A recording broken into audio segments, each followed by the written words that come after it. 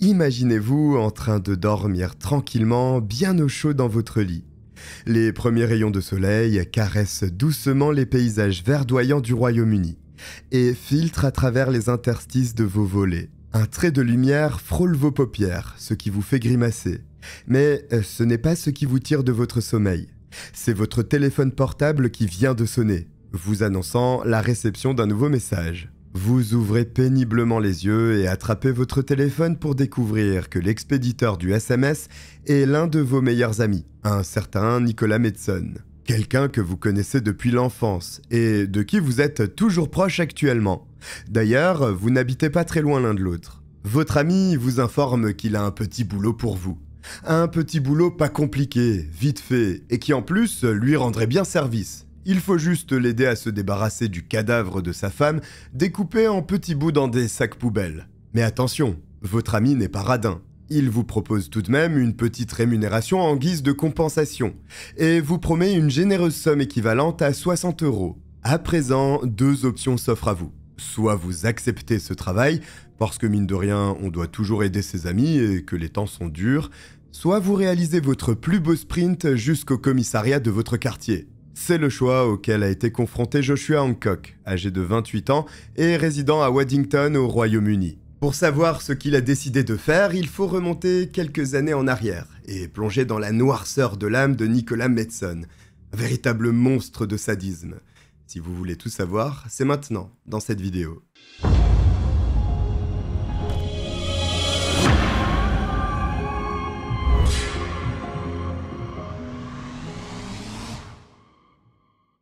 Peu de choses sont connues du grand public en ce qui concerne l'enfance de Medson.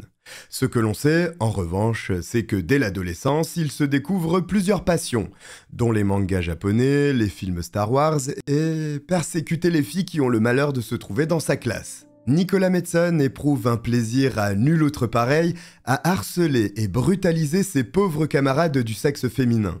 Son passe-temps favori consiste, entre autres, à leur arracher les cheveux par poignées. Là encore, difficile de savoir comment réagissent ses parents ou quelles mesures sont prises à son encontre. Peut-être est-il temporairement exclu de l'école, voit-il des psychiatres. Toujours est-il que son parcours scolaire se résume à terroriser les autres, et tout spécialement les filles. C'est d'ailleurs au Boston College qu'il fait la rencontre en 2016 de Holly Bramley, de 2 ans sa cadette. Évidemment, aucune des victimes de Medson, ni même aucune fille tout court, n'a jamais songé à le regarder différemment de ce qu'il est. Un harceleur sans scrupules. Mais Holly est différente des autres filles qui croisent la route de Medson. Holly Bramley a grandi entourée de 12 frères et sœurs. Elle est la petite dernière de cette grande fratrie. À vrai dire, ils sont 3 à être les petits derniers, car ce sont bien des triplés qui sont venus s'ajouter aux 10 enfants déjà présents dans la grande maison familiale. La vie de la maison se doit d'être extrêmement bien organisée pour gérer cette petite tribu. Mais les parents Bramley surmontent les défis du quotidien avec brio et parviennent à accorder du temps à chacun de leurs enfants. Indubitablement, c'est l'amour qui règne au sein de ce foyer. On peut même dire qu'Holly est véritablement adorée par ses frères et sœurs ainsi que ses parents. Son caractère solaire et sa gentillesse se révèlent lorsqu'elle est encore très jeune. Par la force des choses, Holly apprend très vite que personne n'est le centre du monde et qu'il faut savoir partager. Ainsi, elle devient une jeune femme généreuse et attentive, toujours prête à tendre la main aux autres, ce qui lui vaut d'être aimée par tous ceux qu'elle rencontre. Même Nicolas Medson, le tortionnaire que tout le monde fuit. À première vue, c'est vraiment un coup de foudre pour Holly et Medson. Mais ce dernier est avant tout un pervers et un manipulateur qui comprend qu'il vient de trouver la proie idéale. La naïveté et la bienveillance de Holly l'empêchent malheureusement de le voir tel qu'il est, un psychopathe. Il ne faut pas non plus minimiser l'emprise que peuvent avoir de telles personnes sur les autres. Medson sait parfaitement comment s'y prendre afin d'attirer quelqu'un sous son contrôle. Ce serait en effet une très mauvaise idée de brutaliser celle sur qui il jette son dévolu. Pour la faire tomber dans ses filets, il se montre au contraire charmant, agréable, la place sur un piédestal et donne le maximum afin qu'elle se sente spéciale à ses yeux. C'est exactement ce qu'il se produit avec Holly, qui tombe éperdument amoureuse de Nicolas Medson et accepte de l'épouser en 2021, après 5 ans de relation. Ah oui, parce que ce genre de personnage n'hésite pas à prendre son temps. Il est même capable de patienter plusieurs années. D'un point de vue extérieur, depuis le départ, Holly et Madsen forment le couple idéal. La famille d'Holly, très proche d'elle, est bien incapable de se douter que depuis toutes ces années, Madsen tisse lentement sa toile autour de la jeune femme, en arborant un tout autre visage que le sien. D'ailleurs, une fois marié, Madsen éloigne progressivement son épouse de ses parents, ainsi que de ses frères et sœurs, et l'isole du reste du monde. À présent qu'Holly est pleinement sous son emprise, il peut enfin réaliser ce dont il rêvait depuis si longtemps. S'amuser à terroriser Holly et à la faire souffrir de la façon la plus tordue possible. Madsen n'a pas besoin de réfléchir bien longtemps à la façon dont il pourrait s'y prendre. Car, après sa famille, ce sont les animaux qui occupent une place toute particulière dans le cœur de Holly. Elle possède d'ailleurs 2 hamsters qu'elle aime plus que tout. Et cela, Madsen le sait mieux que personne. Tour à tour, il va d'abord tuer le premier en le plaçant dans le four à micro-ondes, puis le second, un peu plus tard, qu'il enferme dans un mixeur avant de le mettre en route. Holly retrouve les restes liquéfiés de son petit animal sur le plan de travail de la cuisine. Objectif atteint pour Madsen, qui jubile et observe la souffrance de sa femme avec un plaisir sadique. Sadique est d'ailleurs le bon terme. Lorsqu'une personne agit ainsi, elle prend du plaisir à voir la souffrance chez une autre. Au contraire d'Holly, il est incapable de ressentir la moindre compassion pour qui que ce soit. C'est même tout à fait l'opposé. Il ne vit et se réjouit qu'à travers la souffrance des autres. Grâce à Holly, il a maintenant un jouet à sa disposition, qu'il peut torturer à sa guise et quand bon lui semble. Holly, elle, ne songe pour le moment pas à le quitter. Après tout, la plupart du temps, Madsen est un mari exemplaire et plein d'attention. Elle ne peut pas sacrifier son mariage et, même si cela lui demande un effort considérable, préfère lui pardonner cet acte odieux. De plus, l'emprise que Madsen a sur elle est extrêmement forte. Pour la déstabiliser un peu plus et surtout ne pas lui laisser le temps de remettre leur relation en question, il se transforme tout à coup en homme idéal, lui prépare une soirée télé surprise et se colle tendrement contre elle dans le canapé en lui répétant à quel point il s'en veut. S'il y a bien une chose que l'on ne peut pas enlever à Madsen, c'est qu'il est un excellent comédien.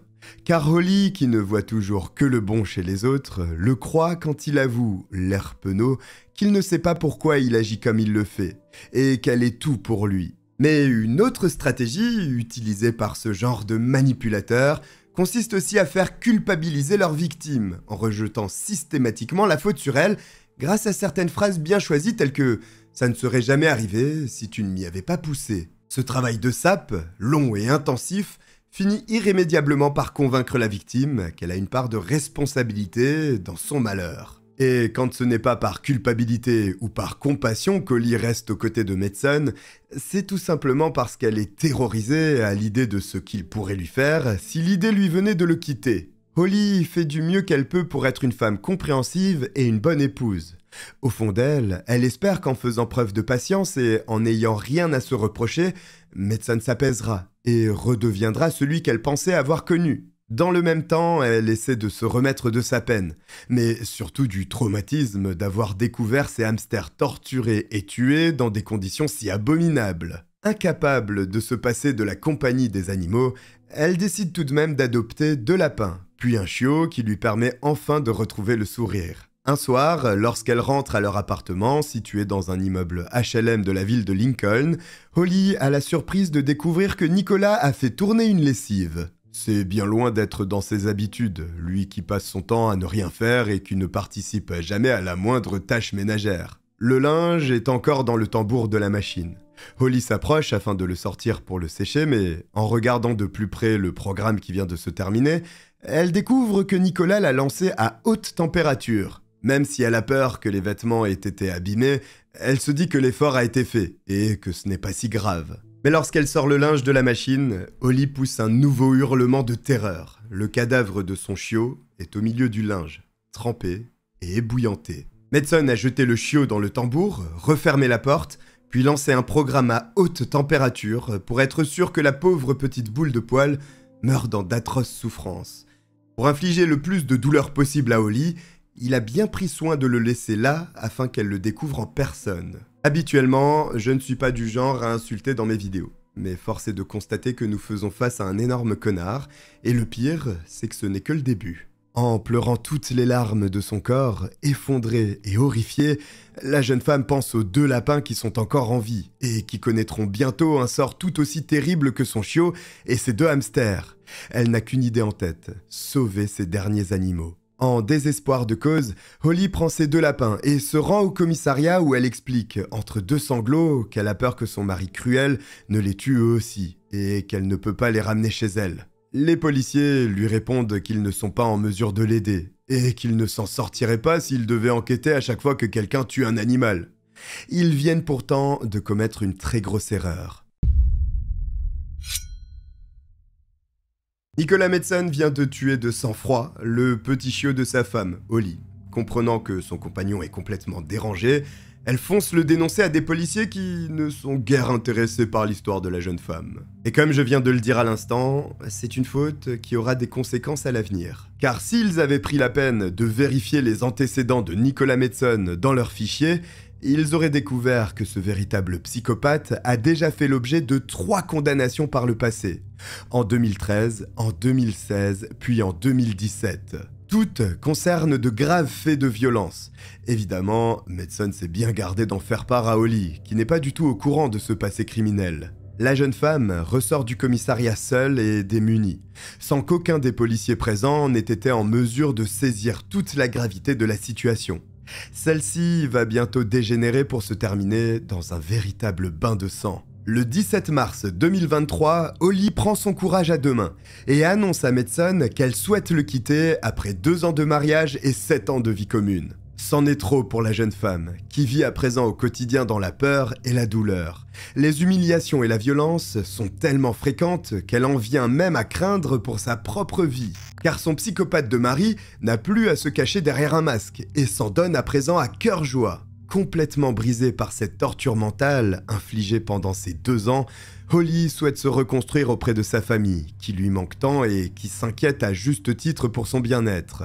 Mais Holly Bramley n'aura jamais la chance de se réfugier auprès de ses proches. Dès l'instant où elle fait part à Medson de sa volonté de le quitter, elle disparaît brusquement. Le 24 mars 2023, la police de Lincoln reçoit un appel de la part de la famille de Holly.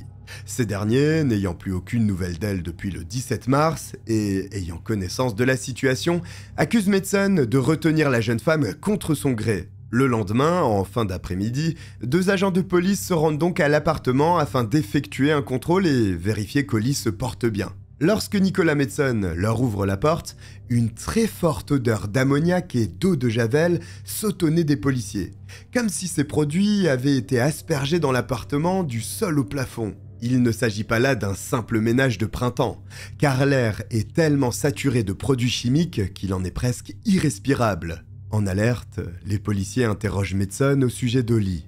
Est-elle présente avec lui à l'appartement? La réponse est non. Medson les informe qu'elle est hospitalisée en soins psychiatriques depuis le 19 mars, soit 6 jours plus tôt, car elle souffre de graves problèmes mentaux. D'ailleurs, c'est un homme battu qu'ils ont face à eux. Pour preuve, Medson exhibe son avant-bras et leur montre la trace de morsure qu'Holly lui aurait infligée tout récemment. Les policiers écoutent attentivement Medson, cet homme qu'ils ne connaissent pas, sans savoir encore quoi penser de tout cela. La famille d'Holly n'aurait donc pas été avertie lors de son hospitalisation. Cela leur paraît plus qu'étrange. Une chose est certaine cependant, quelque chose ne tourne pas rond dans le couple. Mais cela ne veut pas dire pour autant qu'Holly est en danger, surtout si à présent elle est entre les mains d'une équipe médicale.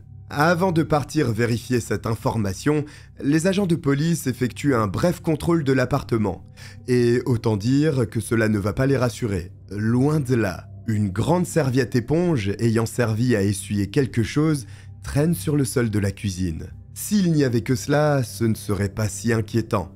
Mais le cœur des policiers se soulève à la vue de draps tachés d'une substance brunâtre en train de macérer dans la baignoire. Pour finir, le sol de la pièce, ainsi que celui de la chambre, sont maculés de larges taches sombres ressemblant à s'y méprendre à des traces de sang. L'intérieur de l'appartement tout entier ressemble à une scène de crime en train d'être nettoyée sous leurs yeux. Bien sûr, les policiers demandent des explications à Madsen, qui se contente de répéter qu'Holly le maltraitait et que c'est son sang qui se trouve sur la moquette. La morsure qu'il porte encore à l'avant-bras en est la preuve formelle. Certes, la blessure est incontestable. Seulement, les taches au sol ainsi que l'hémoglobine qui macule le drap dans la baignoire ne correspondent pas à ce genre d'atteinte physique. Il y a peu de chances que vous vous vidiez de votre sang si quelqu'un vous mord le bras. Et c'est exactement ce que les policiers se disent. Les agents ont la conviction que Madsen leur ment. Mais il est de leur devoir de vérifier les informations en leur possession avant d'aller plus loin.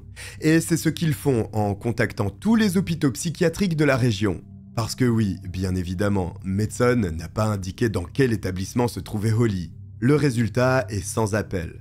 Aucun d'entre eux n'a jamais admis une certaine Holly Bramley ces dernières semaines. Si la jeune femme n'est pas en train d'être soignée dans une unité psychiatrique, comme son mari le prétend, alors où peut-elle bien être ? La réponse se trouve forcément dans l'appartement du couple, que la police revient fouiller le lendemain matin. De nouveau, face à Nicolas Madsen, les forces de l'ordre lui demandent où se trouve Holly. Et celui-ci plaisante d'un ton arrogant en leur répondant qu'elle se cache peut-être sous le lit. En réalité, Madsen sait très bien où se trouve Holly, et s'amuse à défier la police qui, de son côté, n'a aucun doute quant au fait qu'une scène horrible s'est jouée à l'endroit où ils se tiennent en ce moment même. Mais il ne réalise l'atrocité du crime que quelques jours plus tard, lorsqu'un promeneur qui marchait le long d'une rivière de Bassingham, un petit village situé à 20 minutes de Lincoln, fait une bien sinistre découverte.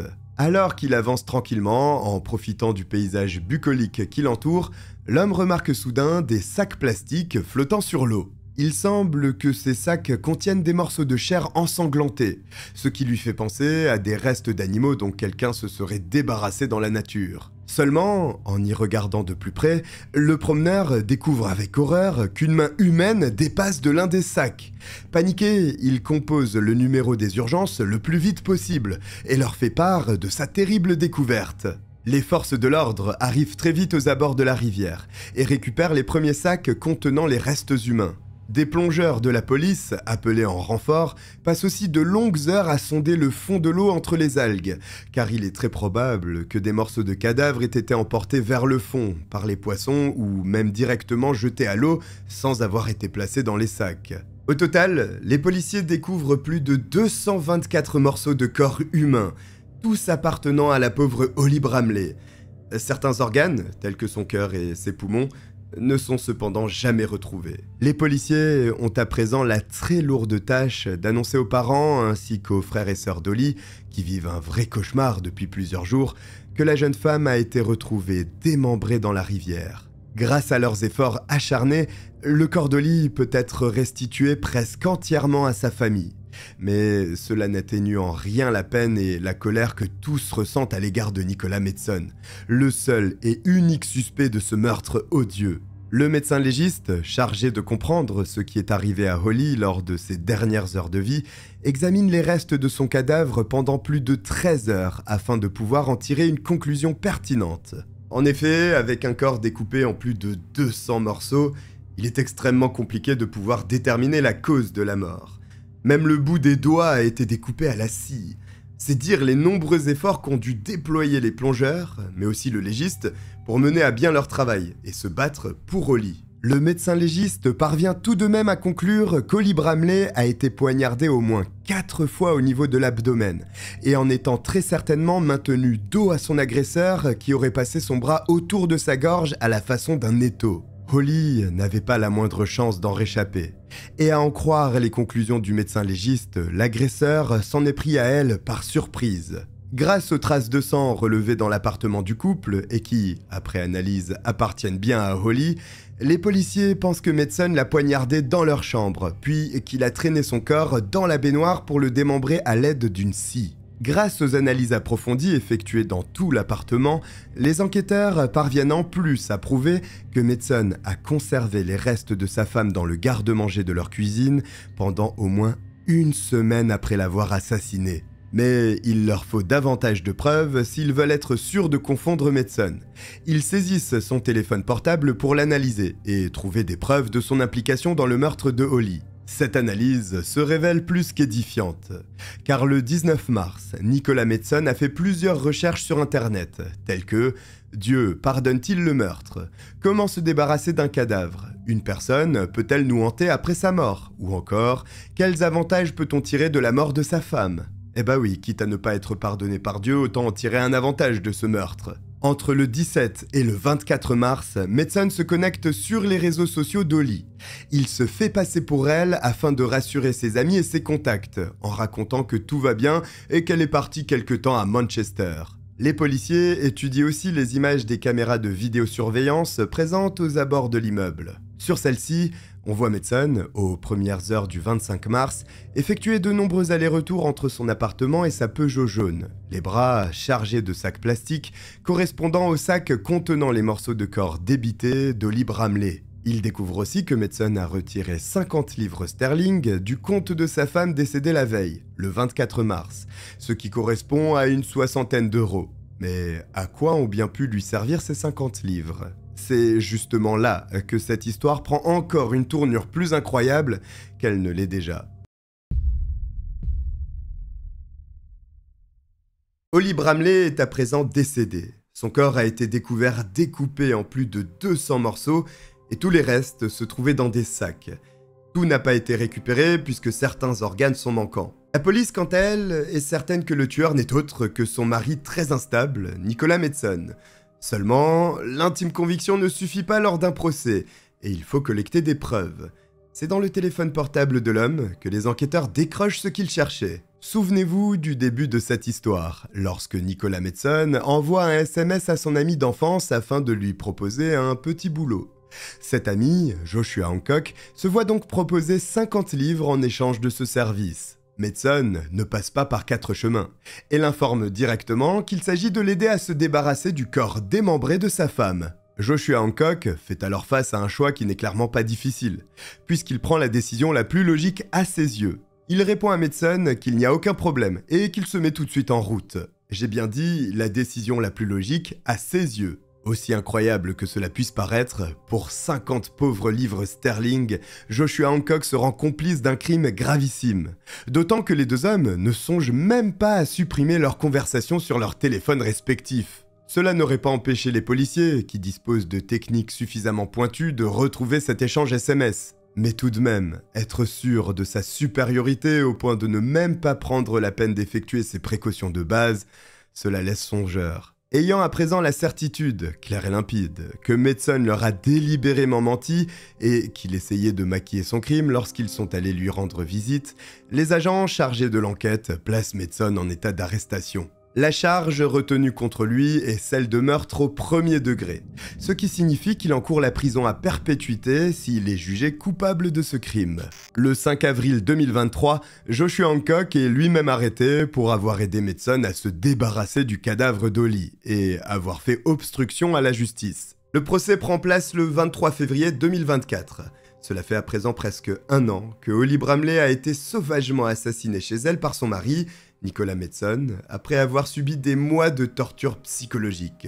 Les 12 frères et sœurs d'Holly sont présents, ainsi que ses parents, dans l'espoir de voir la justice condamner très lourdement le tortionnaire de celle qu'ils aimaient tant. Medson, dans un premier temps, souhaite plaider non coupable pour les faits dont on l'accuse, niant avoir un quelconque rapport avec le meurtre ainsi que le démembrement d'Holly. Mais les preuves qui s'accumulent contre lui sont plus qu'accablantes. De plus, Joshua Hancock, l'ami qui l'a aidé à se débarrasser du corps, n'est plus vraiment son ami désormais. Il témoigne contre Medson en affirmant qu'il a bien tué sa femme, puisqu'il a lui-même aidé Medson à se débarrasser du corps d'Holly. La défense ne dispose, pour ainsi dire, d'aucun argument pour qu'un doute raisonnable au sujet de la culpabilité de Nicolas Medson soit encore émis. Sur les conseils de son avocat, qui tente tout afin de diminuer la peine encourue, Medson décide donc de plaider coupable. Bien qu'il ne soit pas accusé des mêmes faits, Joshua Hancock et lui sont jugés en même temps. Medson se présente à son procès vêtu d'un survêtement gris,